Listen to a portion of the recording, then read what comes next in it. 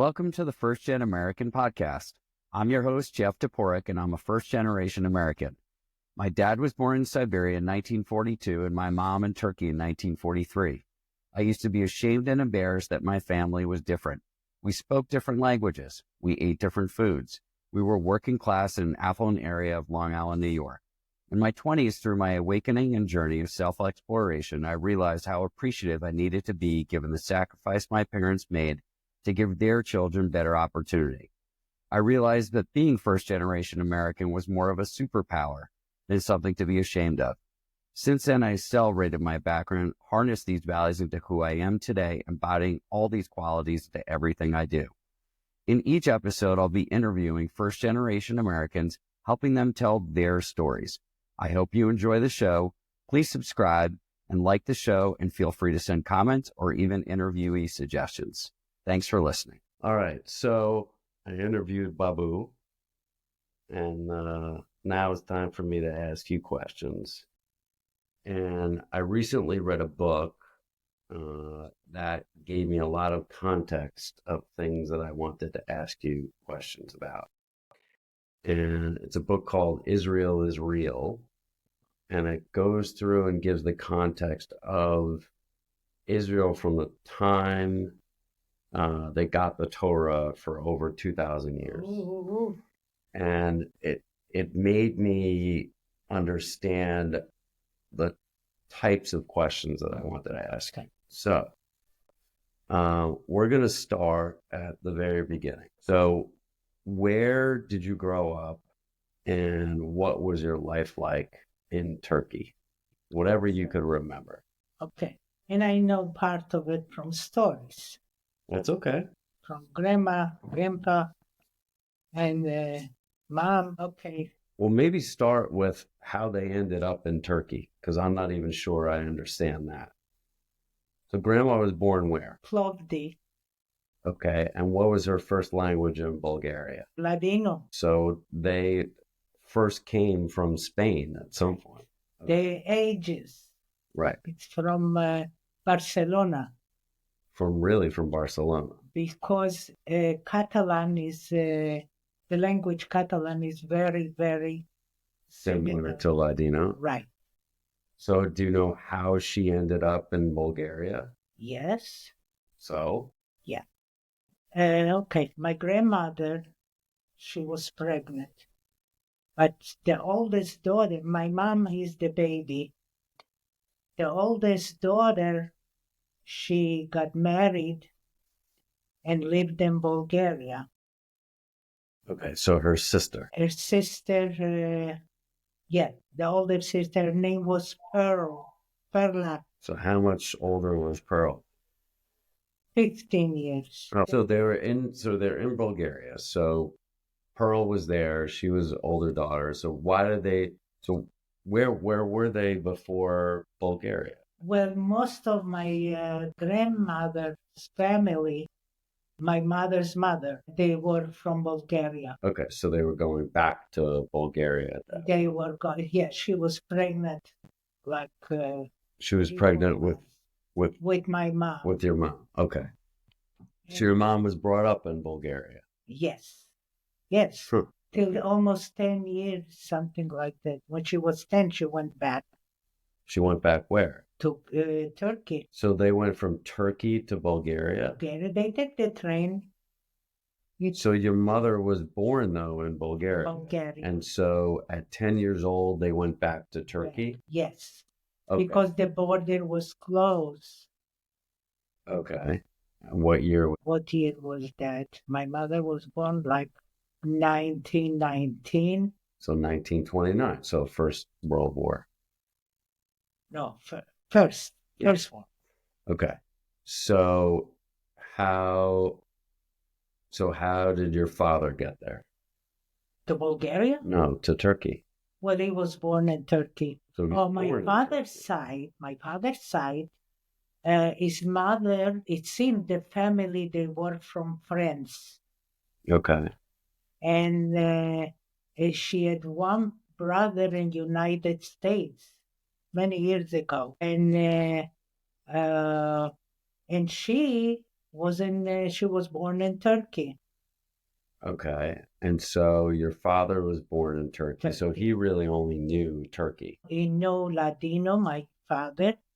Right, but he only knew growing up in Turkey. Yeah. So how do you know the story of how they met? At that time was, arranged marriage. So they were arranged. Well, he liked her very much.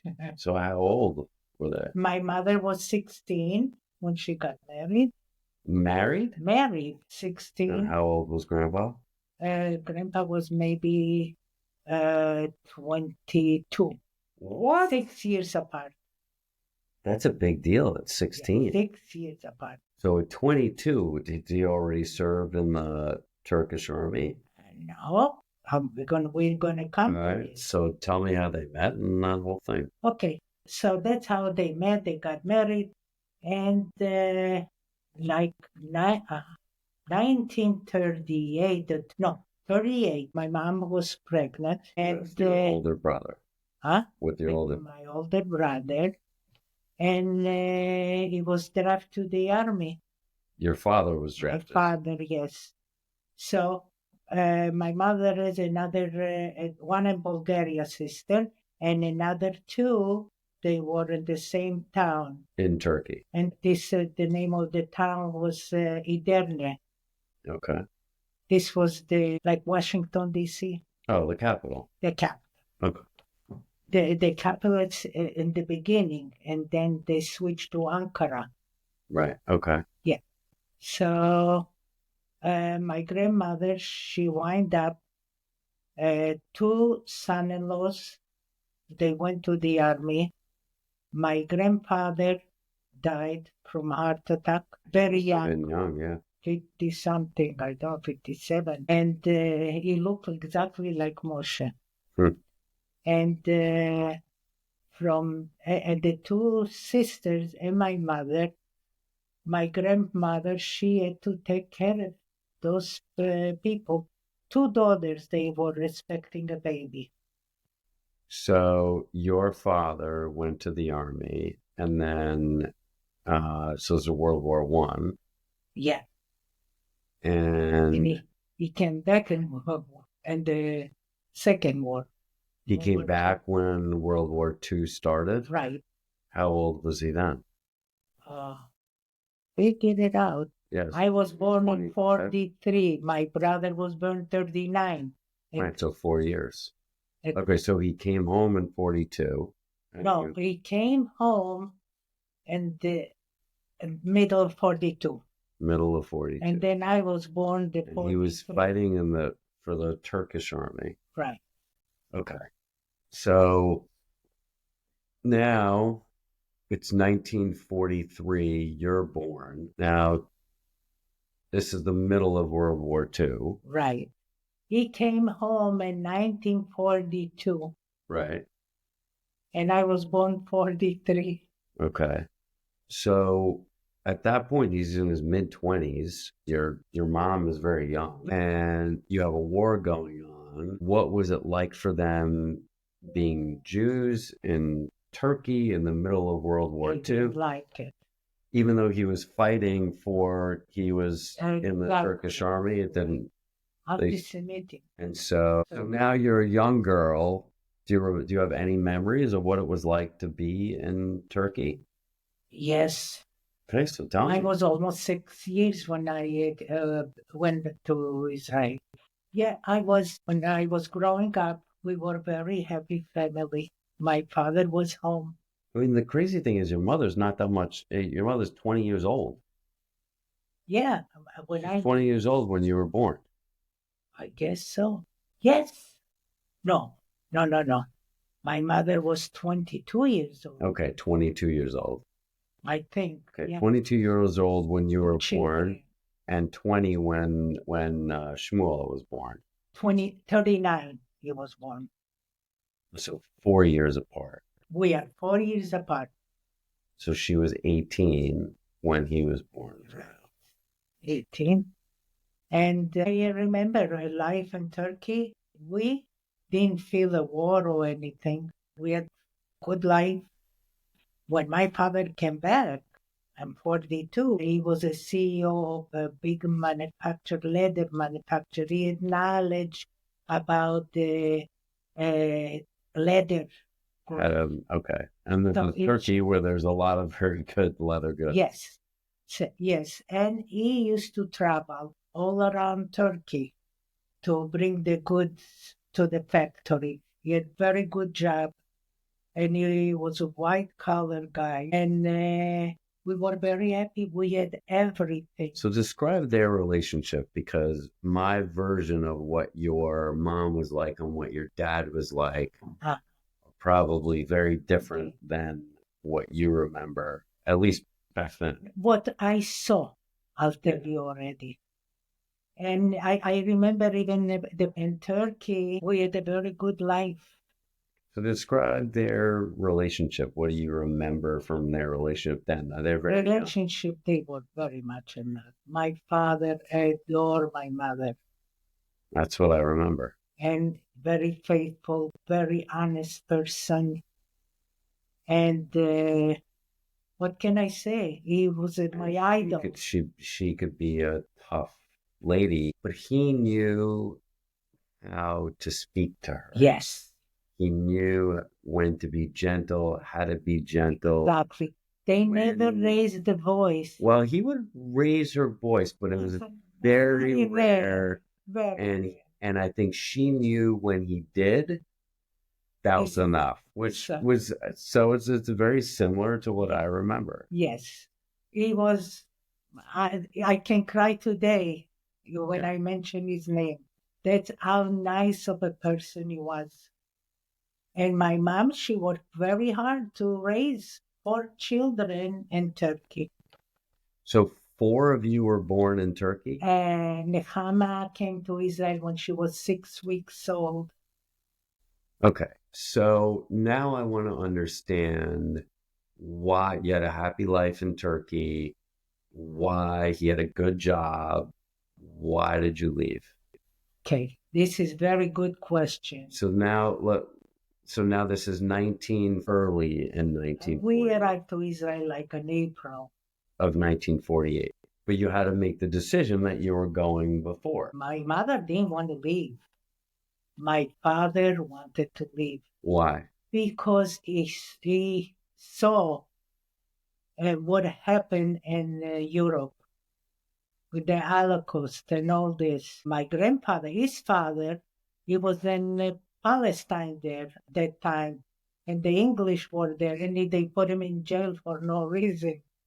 So this is your grandfather? My grandfather. So his father. My father's side, yes. So he was already in Israel at that time? No, they sent them back. And my father was in cahoots with my grandmother because she lived with us. She always helped my mom to raise us. Okay.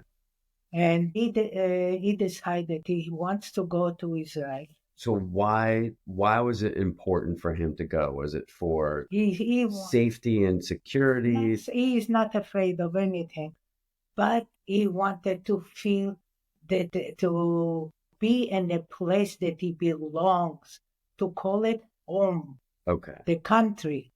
Not and to he go didn't, home and this is a home. And he didn't feel that way in Turkey. Exactly. He always felt. He was afraid that there could be a knock on the door at any time. They almost started to build the crematories in Turkey because they had a train 3 hours. You are in Paris with the express. Oh wow! So some people they took the train and they went to France, and then they thought France won't start the war over there, and this was terrible. And I had a book. Did Germany ever invade Turkey? No, they made a deal. They won't touch Turkey. They won't fight with them. But towards the end of the war, they didn't have room already in the crematories and the campsites. And Turkey had enough places.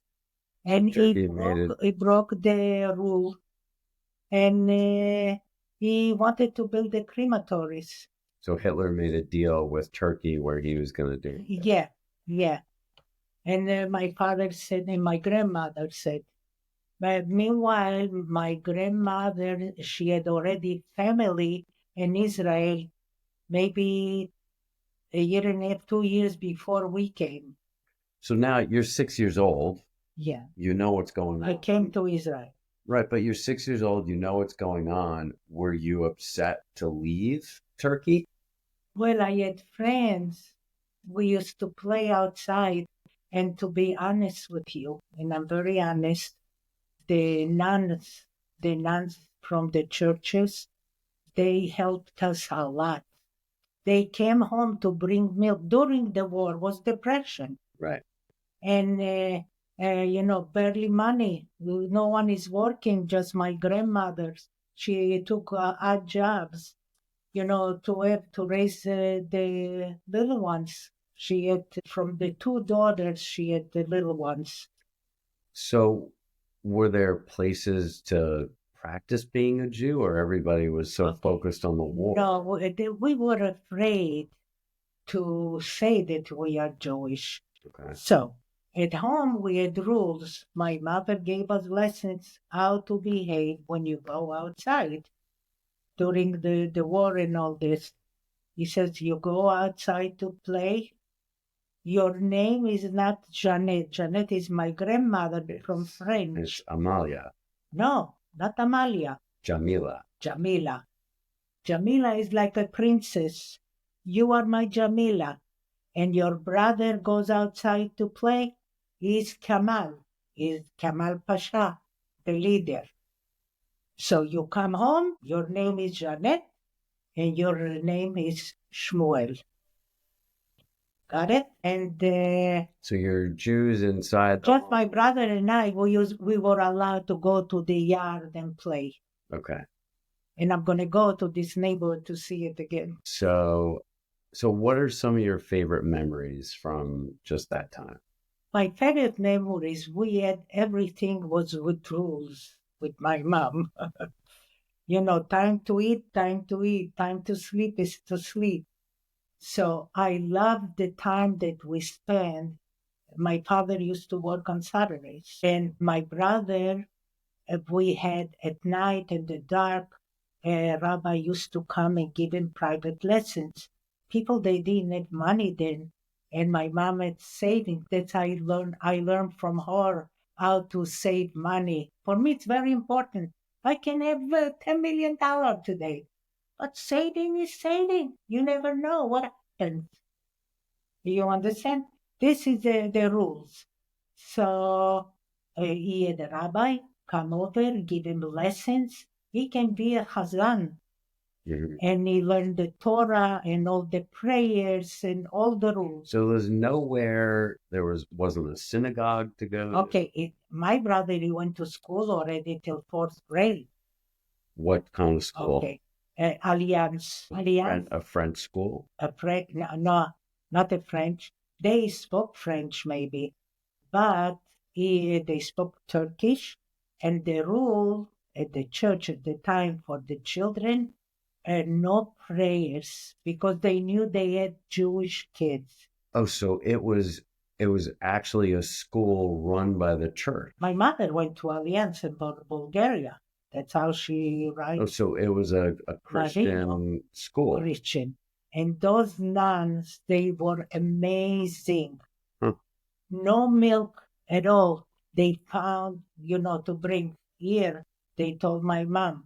They called the Russians. So it was actually a safe place. Safe place. Very good. Not far from our home. And Shmuel went to school every day with pants and like white collar thing and black, I remember even. And I wanted to go already, so we left for Israel. So okay, so now let's go back to that. So now you're 6 years old. Your family tells you that you're going to move to Israel. You had friends, you weren't happy to go. Yeah, and my brother wasn't that happy. Okay, so both of you were... Moshe didn't know anything. So he was 2 years old. And then Nechama was born when he was 2. Okay, so the 4 of you... And came in a bundle like that. And now it's 1948. Your mom was born when? my 1919, I think. Okay. So she's older now, and your father's the one that really wants to go. Your mother doesn't want to leave. My mother, no, she cried. She cried when we were in Israel. Day and night, I want to go back. We had such a life, and all this, and everything was destroyed like now in Gaza. To what? Why you brought me over here? For Oh, everything was destroyed in Israel. Yeah. from wars Yeah. with the Arabs, but the English was there. So the English was there in Under the 1948. English rule. Israel, the laws are English, and Right. everything it's like the English. So you end up, how did you go from Turkey to Israel? You took a train? Pirate train, you have to pass the ocean. Okay, so how did you get there? How? Pirate boat. Pirates. What do you mean a pirate boat? You know the pirates boat? Yeah, yeah. Pirates. But it wasn't an official boat? Two levels, one on top of the other. Downstairs in the first level was women and children, men standing up there. So how long was that boat ride? From Turkey to Israel is so close, 15 days, maybe even more. 15 days? 18. Well, you had to bring your own food. So everybody brought eggs and cheese, like yellow. I remember even the cheese. And But there are no refrigerators. What refrigerator? What are you talking So about? how could cheese stay good for 2 days? Nobody For ate 2 it. weeks? Everybody was vomiting, one on top of the other, fainting. My father got sick up there. We didn't even see him. We were little kids downstairs. No there's bathrooms? They were bathroom, but not normal bath. No showers. You kidding me? Shower. Nothing. Water? Huh?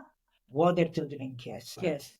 But we thought we go into a different country. How do you travel? We took important things that we had. My mother said, I have down blankets. Maybe they don't have in Israel. I'm taking it with satin and all these beautiful things. And he took money. He had plenty of money. My mother said, and my grandmother said, let's make it this to gold, to jewelry. We'll put inside the blanket. And guess what? They ripped the blankets. They took everything, all the money, everything, naked. The Turkish, when you go to the ship, you pass like security. They check us completely. And so they go through all of your things? Everything they took with your clothes on your back. That's it. So you ended up going with no money? No money, no clothes. So they took Grandpa's money too? Everything. That's it. We are poor people. They took everything. They said to us, you want to go to your country? You go there. You know what they're going to do to you? We treated you people very nice, and you are traders. Now you're leaving the country. The same thing is in Morocco. They are very upset that the Jewish people left.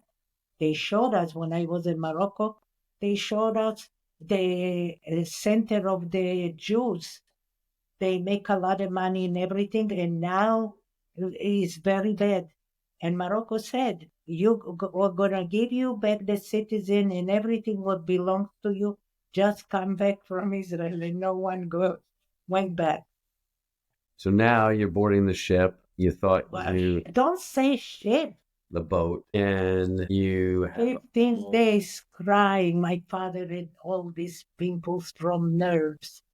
Oh, and you didn't see him the whole time on the ship? Yeah, I used to run. I was a sneaky one to see how it can be. Says go downstairs. I never was afraid to do things. Oh, what are they going to do? Yeah, but what they're going to do, they can dump you in the ocean too. But you pay a lot of money to go on this goddamn thing. So now you're on the ship. Tell me, where did the ship take you? To Haifa. We were lucky, not to Cyprus. So They put us. So was everyone on the ship Jewish leaving Turkey? Yes, all of them Jewish. Wow. So how many people on the boat do you think? One of the Hundreds, men, thousands? So everyone on that boat is giving up everything they have. you know, many boats, small boats, they kept over with the people. So I'm trying to think, like, how small is the boat? I don't know. You It's were like a lot. You didn't see it. The pilot. Yeah. Okay. So it's like a ship. Yeah. So yeah. probably could fit 200 people. Maybe more. Maybe more. Okay. A little bit more. A lot of people we were. And we got off at Haifa. And they start taking us. But they had a plan. They had a plan how to deal with those people. So this was a camp with barbed wire. We went to a place called Be'er Yaakov. Oh, Be'er Yaakov is a very famous place. Be'er Yaakov. And they, with barbed wire all closed, and ambulances, they opened the back door. So Israel knew you were coming. Yes. And they were prepared. Yes. And Israel's not prepared for all the coming. And Israel is not a country at this point. So it's not a country. So were there other people from other countries that were also arriving? No, we were just from Istanbul that we went. Okay. And so now you're in this camp surrounded by First of all, they took care of us to make us like disinfected. All kinds of chemicals they pour on us. One by one, we went inside. You go from one side, you come from the other. And we had all kind of illness, like big boils. Furuncles. Yeah, so gross. Yeah. And vomiting was terrible. But they put us in a tent. So everybody was sick from the boat? All kinds of illness. They didn't have vaccines, a lot of people. So then the camp, we were there for 3 months. They put us in tents by families, like my aunt with the 2 daughters and my other aunt, my mother's sister, with 1 kid, with 2 already. And my mom too. So at least now you're united with your father? Yeah, we came together on the same ship. And no, but in the camp you're together. Yeah, 1 big tent like the soldiers they had. Yeah, so it's all beds. And... they was rolled up because it was hot already. We're not used to the heat. April, yeah, beginning of April. And we were in the camp for 3 months. Meanwhile, my aunt from Bulgaria, she came first. Your mother's sister. Yeah. But in Bulgaria at that time already, they came in. That's why they got money for Germany. Yeah, right. She escaped. So she came to Israel. She didn't go to any camps. She started looking where they have a building that more or less is not so bad.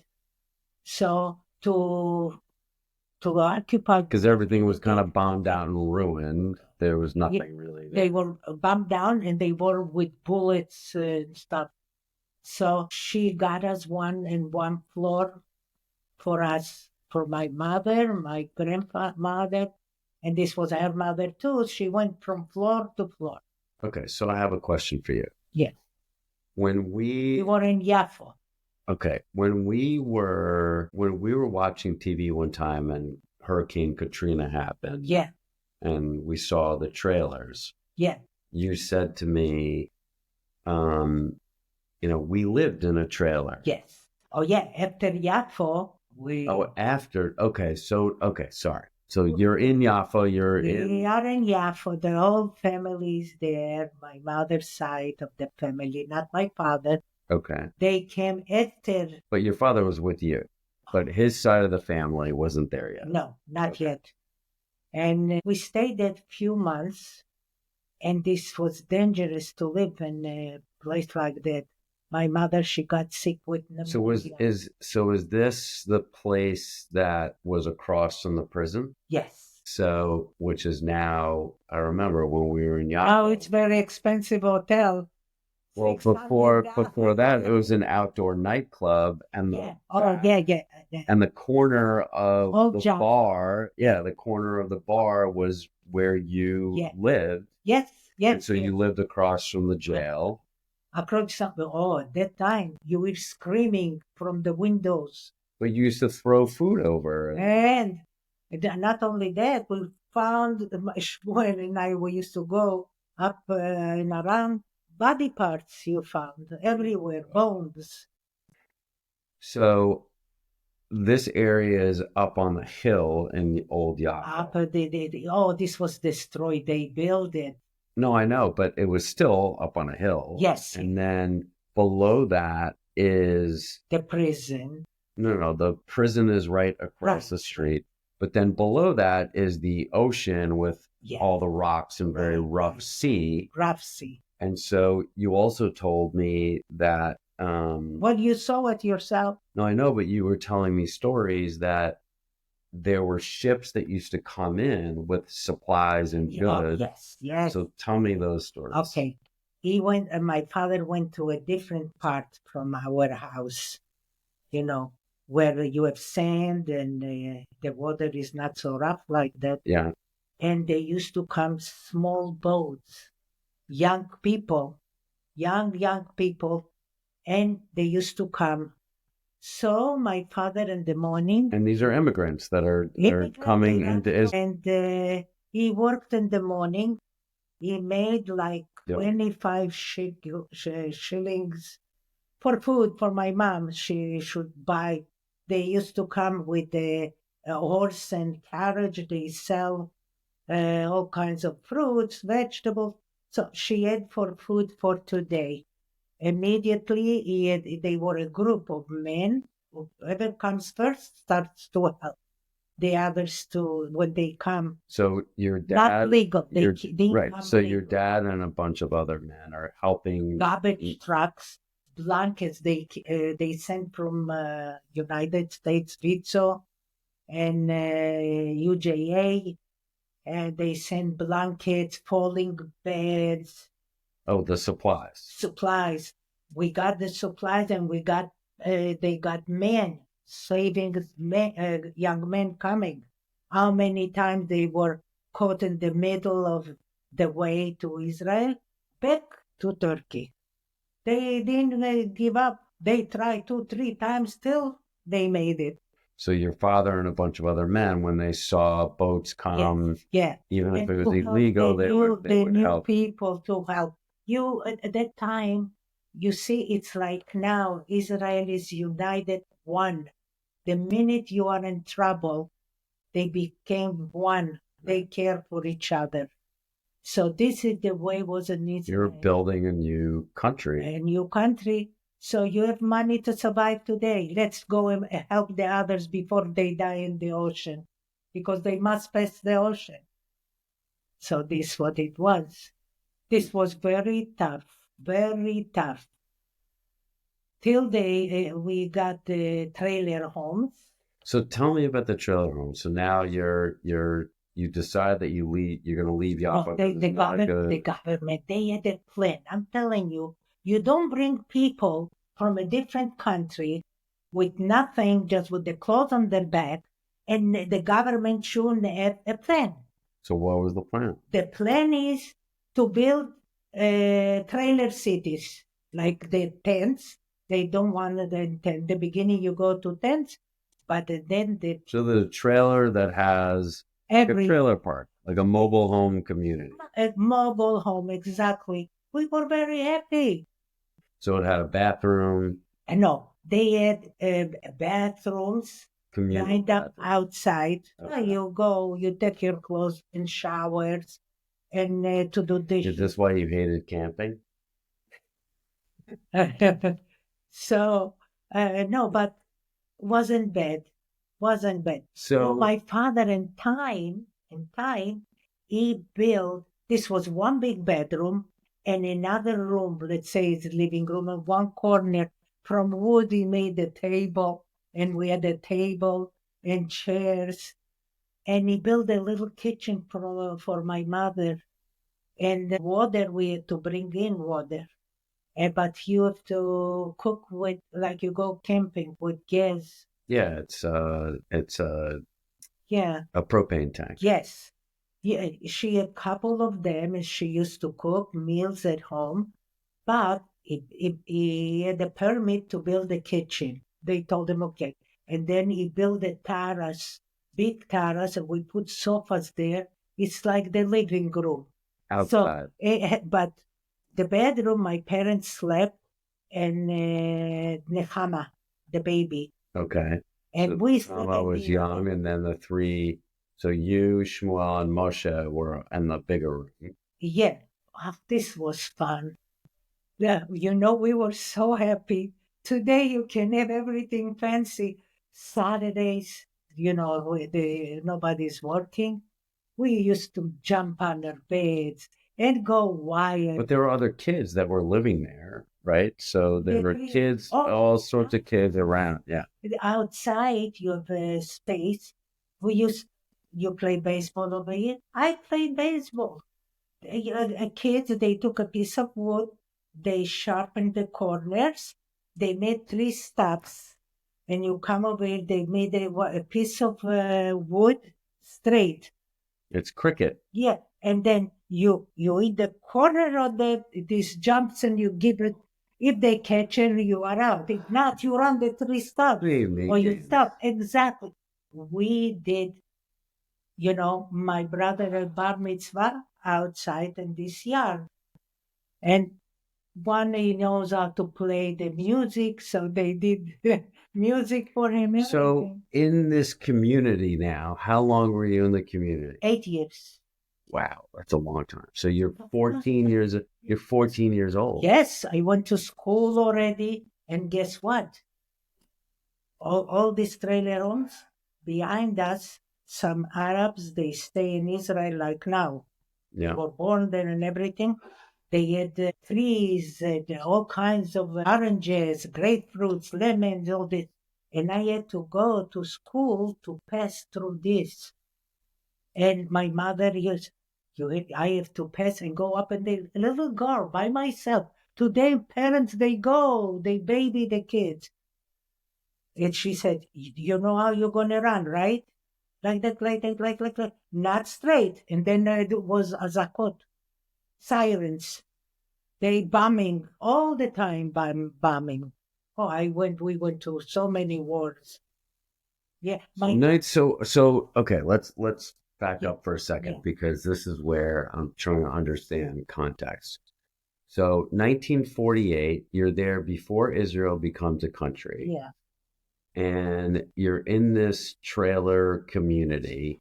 You live there for 8 years. There's a lot happens in 8 years in that country. So now Israel becomes a country and now from all these other countries, Israel is now open.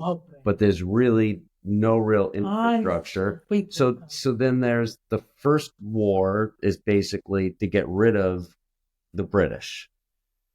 7 years with the British, I grew up. Okay, but they had a battle to get rid of the British. Yes, and they didn't want to leave. And then I think right after Israel became a country, that's when Egypt and Milchemet Sinai and Syria, right? Yeah. Egypt and Syria invaded, yeah. Syria, no, we did not know, always with Egypt. No, but it was Egypt and Syria. And oh no, maybe that was the Yom Kippur War. Yom Kippur War was here. So, was your father drafted into the military at that point? Or everybody was? When my brother, we were in the trailers. I remember this like today. And the trailer, the truck, Jeep came. They draft my brother. This was the Sinai War. This was the wars. So how old was he? Young. That's why they 18? Who? He wasn't even 18. 16. 16. Kid pants, and he was skinny little thing. Wow. So they showed him how to handle guns and stuff. But my father, he went with him. So we were all alone again. And so, okay, I'm trying to wrap my head around this. So you're 6 years old when you get there. You start to go to school at some point. I did. Okay. From the trailer house. From the trailer house, you left to go to school Yeah. through the orange groves. Yes. And over there, a lot of people, they said, children, you have to change your names to Israeli names. So what did you change your name to this time? So each child came up. Janet to Jamila to Amalia. Amalia. Okay. Amalia. Amanda loves this name. Yeah, I like it too. Amalia. And the teacher is, we'll name her Amalia. It's a beautiful name. Okay. So everybody, Moshe sometimes calls me Amalia. So now, well, Grandma used to call you Amalia. No, Janetta, always. Oh no, she used to. Always. So you are going to school, trying to have a normal. So describe normal. You see, let's say I was in fourth grade or third grade. They were rules. Everything was with rules in Israel. Otherwise, you're not going to be able to accomplish anything. Children, let's say from third grade, they go to help the first grade to go to the shelters. Okay. And I went to school, this was Arabs, but the English was over there a lot. So the English slowly gave the schools to us. And a beautiful school. And the Arabs, they went to this, where the Yafo is, the hill like that. Yeah. They have a place. They had a place for those kids, for the Arabs. They didn't want to go with the Jews. It's not they didn't want them, but they didn't want it. Okay. So yes, I went to school, and siren. I knew my group right away. Fast, we were trained like soldiers to go to the shelters, and then the glass, from the bombing and everything, it started to shatter. So we used to prepare the room with tapes, all this. And the hospital was down the hill of my school. After school, all of us, we went to prepare bandages. So in third grade? Yeah, third, fourth grade, fifth grade.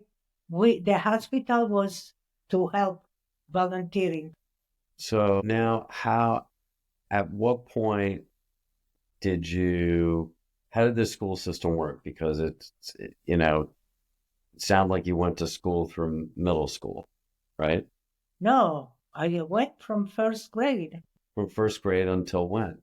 Till at the end of 8th. So to the end of 8th grade. Yeah. And so what happens after 8th grade? Okay. After the 8th grade, they had small, small homes with few floors in Yafo. They had one high school over there, couple of high schools in Tel Aviv that you have to take a bus and go. And you register, but you have to pay at that time 3 lira to be accepted to high school. This wasn't mandatory. So you had to pay to go to high school. Yeah. Whoever didn't go to high school, this was legally. They had a union for kids 14 years, and they watched them and they took care of them to start working. Okay. So my brother says, listen, I don't have a chance to go to high school. Mr. Shmuel. Yeah. And he said, I am going to work.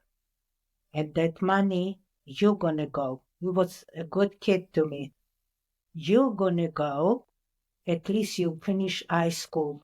And then we'll see what's going to be. They didn't have universities. Now they have 150 universities. But now you're a woman.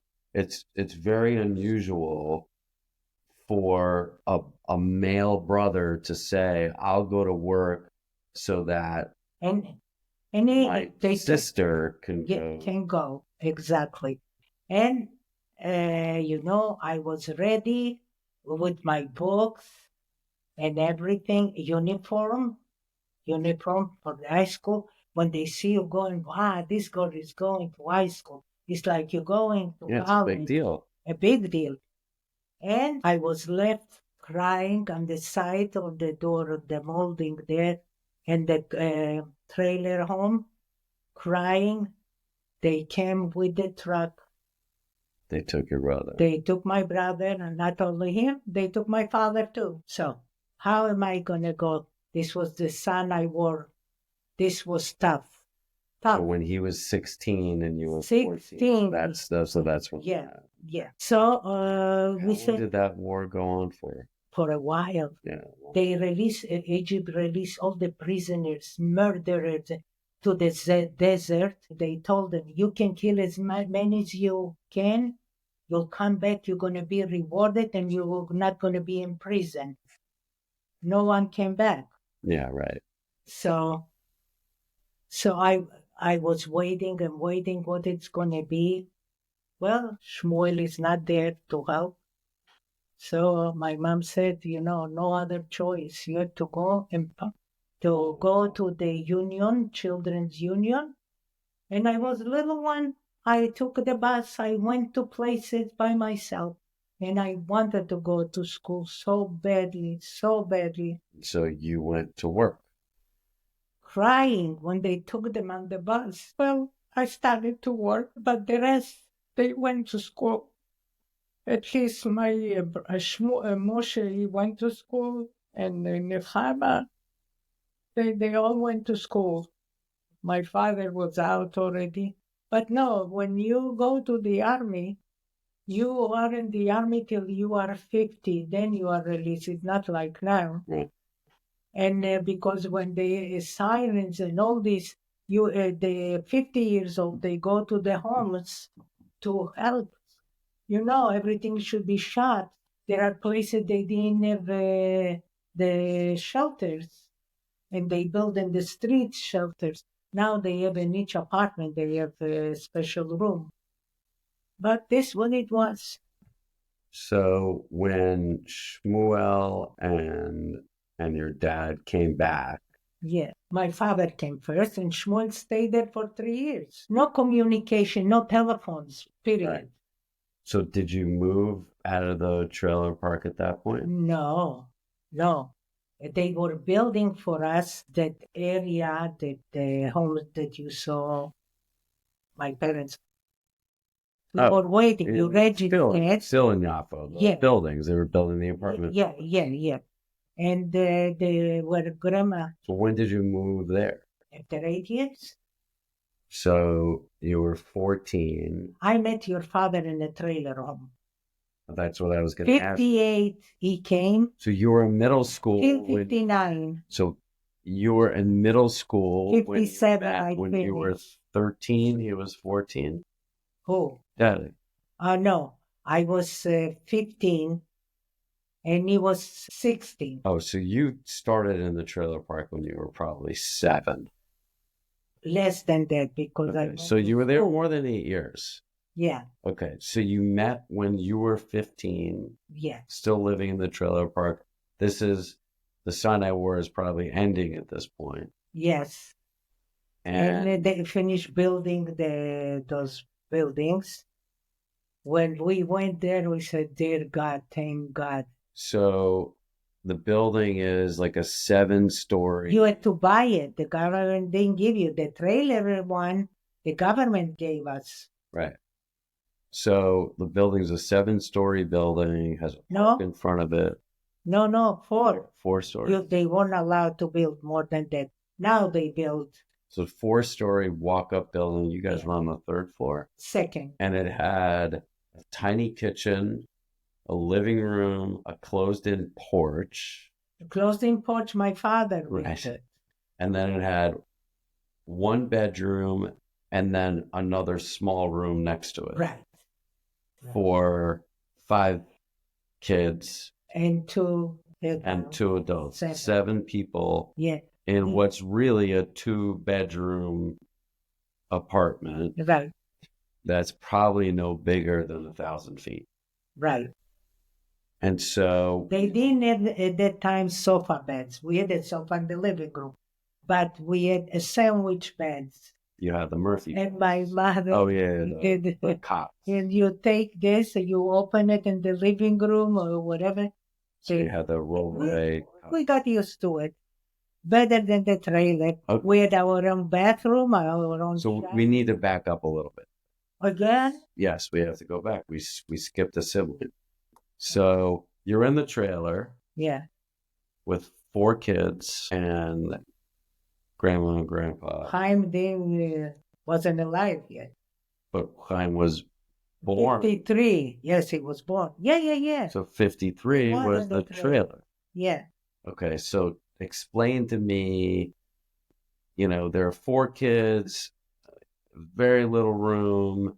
Your parents end up having no protection. Your parents have another kid. Another kid, my mother didn't want that kid. So by the time she decided to go to the doctor, it was very late for an abortion. In Israel, they do abortion. So he was born.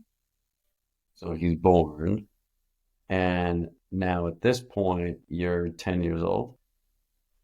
You're 10 years old? Yes. Okay, so 10 years old. He's 53, I'm 50. Right, so 10 years old. I was in school already. You're in school, and now you have the shared responsibility of I raised raising another kid. Out of the blue, I had a kid. I was a kid, and I had a kid. But I never had any toys. One day, I said to my mom, I want dolls that I had in Turkey. I want my dolls. They didn't allow. You want a doll? Wait. She took an handkerchief from fabric that they didn't have tissues. Right. To go to the bathroom, my mother used to cut from newspaper. Oh. There's no paper at all. No toilet. All those necessities now. And, I went through rough times. It wasn't easy. So she put her finger over here. She tied over here, handkerchief. She drew eyes, nose. Here is a doll, honey. Don't cry. It's okay. At least she was creative. Now, the first person to have a Monopoly game was my brother Shmuel from the whole area and all the kids. They came to share this game. They used to love the Monopoly. He got this as a gift for his bar mitzvah. This was a big, big, big thing. So now you have 5 kids. How long were you in the trailer with 5 kids? 8 years. No, but Chaim wasn't there for the whole time. Oh, no. He was born in 53. So... Oh, so it was most of it. So it's probably at least half the 5 years. That's a lot of people in a small area. Very small area, but we were happy. Jeffrey, we were happy. My mom made soup and something else. We didn't ask for anything more. It's okay. But she used to go and buy the chickens. Oh. I never touched the chicken. I remember the chicken. She had to clean the chicken, so... So I'm going to share my 2 memories of your parents. One is going to Shuka Carmel. Oh, this is the best market in the world. With Grandma on Friday. To buy them. To pick the chicken. And she would defeather the chicken. They would bring it to the shochet. Right, but she picked the chicken, then she brought it. Fresh. The body was very fresh chicken. That's why I don't eat chicken. That's why I'm a little skeeved out by chicken too. And then my other favorite memory and she would argue with these people, like if she didn't like a certain price, she'd walk to another one. Exactly. But that was part of the game. Yeah. That was part of the game. And she had no problem with it. And you know what? She would on the fly change what she was going to make for dinner. Right. Based on what she was haggling for. Right. And she had a reputation in the market. There's certain vendors she didn't do that with. They kind of learned that lesson and they knew, but I remember she was just on a mission, and she would make me stay close to her, but she wasn't focused on me. She was focused on her mission, and I was along for the ride, which was fun. Yeah. And I remember Shmuel, he would come sometimes because he would drive her to the market. Shmuel, I can tell you. But he used to take me. He always knew I liked the bagel place, and he would get me the Tsum Tsum. The Tsum Tsum, yeah. And he would put me on. Oh, and he would good. And he would get the really big one, the big big one, giant yeah. ring. Yeah. And he would put me on his shoulders, and I would just be eating it as we were walking through it. And I remember the sesame seeds would get in the hair. Yes. But then with Grandpa, it was he had this motorcycle. Well, yeah, there were two memories. So he had the motorcycle with his goggles, and it was an attached wagon to the motorcycle, and I would be in the back with Leah and Moti, and we would be and it had two big benches in the back. Ice cream or falafel. Oh, usually they go to get falafel because it was too far to go or whatever it is to walk, and we'd be bouncing in the back, laughing our faces off, and he was just like having a blast riding the motorcycle. Saturday was the day for his grandchildren. So Saturday evenings, and I remember this. Leah, Grandma's friend, right? She knitted me a sweater with a zip up that was yellow and blue. And for Carol's dress and a sweater. And so I would wear that with my shorts. And I remember that sweater. You remember? And we would walk from the apartment to the Galata Mastic. But there was a park. In the middle. Yeah. And everybody would be out with their friends talking, and they would be playing chess and backgammon and checkers. Yes. And he would hold my hand, and we would walk, and I could just see everybody's face when they saw him. They were so, he touched people in a way that they would look forward to seeing him, and they would smile. He had a lot of friends. And he didn't have to really do anything. No. He just had to be a presence in their life, kind of walking through, and he would hold me. Mordechai. But his focus was always on me, and this was my time with him, and it was our mission of, he's holding my hand, he'll say hello to everybody, but everybody knew we were going to get Galata Masti. Yeah. And then he would have conversation with people, but it was never too long where he's like a pest. Yeah, and I just remember that feeling that he made people feel just by being in their presence. Because he was just, an unbelievably kind and warm person. Like you knew that when he said something, it was genuine and it was coming from a place really of love. But Jeffrey, not only in Israel, when he was in Israel with nothing. No, it's who he is. In Turkey, when he was with the leather company, all the workers over there, they praised him, Mordechai, they loved him. So I remember going to work with him. I would beg him to go to work with Moshe. He was never afraid from working. And they worked in a sugar and salt distribution company. And it was a small warehouse. It was a father and son that owned it. And Moshe and your father would go and do all the distribution. And so I loved going to work with them. They let me use your father went to help him. They let me use the forklift. But what I remember most, I never understood how many things salt and sugar and everything. So we would go to all these different factories. We'd go to a silk factory. And I'll never forget, I'm seeing all these looms of silk and water flowing everywhere. Like I just watching it, and I remember asking questions and seeing all these beautiful colors of what they were making. But he would carry 3 to 4 sacks Yes. on each side, and they were massive sacks. They probably weighed 30 pounds each, and he was not a big man. And he would carry more than your through, and everybody stopped what they were doing to say hello to him. Yeah. It was like the highlight of their day. And they could have looked down upon him to say, oh, well, here's a guy that's just, but there's some connection that he made. They used to tell him, take this for your children. Yeah, he wasn't just the salt and sugar delivery guy.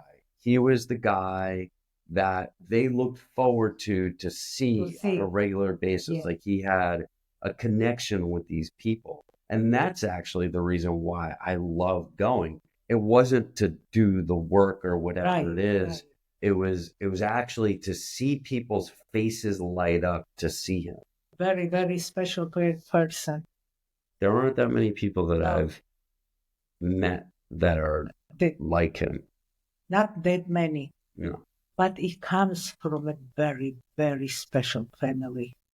So tell me about that. I don't know anything about that. He had 4 sisters. He's the only... the only... 3 sisters and 1 brother they were. And he was the second one. And the family, they were in Istanbul, but a place named Galata. Galata was the wealthy Jews lived there. But my mother didn't want to live in that place, not because of money. Money he had. She didn't want to be too close. The 3 girls with my mother, only sister-in-law. Right. And she was a very independent person. Her own place. Yes. She was the boss. Sunday was the day that we go to visit Grandpa and Grandma, my father's side, and the aunts and uncles and all this. Now, when I'm going to go in June, I'm going to go to the town, the biggest temples, 4 temples, Jewish temples, over there. Galata is the name. When Leah's grandmother asked me, tell me, from where is your family in Turkey? I said, my father's side is from Galata. Oh, I didn't even know. Just because you have wealth doesn't mean no, that you're but a it good was nice. person. My aunts, angels, his sisters, all of them. The youngest, when my mother passed, when I was after the Shiva, I went to visit this baby sister. She died. She was 95. 2 years after, she died. 97, like my mother. But it's true that the 2 other sisters, they had children, unbelievable smart, in Israel. Mm-hmm. And he just retired, not maybe 15 years ago. My cousin is my age. Yeah. My age. And he is in the submarines, and he came over here with his wife for a couple of years, in India for 5 years, but they have a American camp. So they were very, very smart children. The father was very, very smart, my uncle, and he died very young from heart attack. He couldn't handle Israel. Thanks for listening to the First Gen American podcast. I hope you enjoyed the show. Feel free to leave your comment and make sure to smash the subscribe button.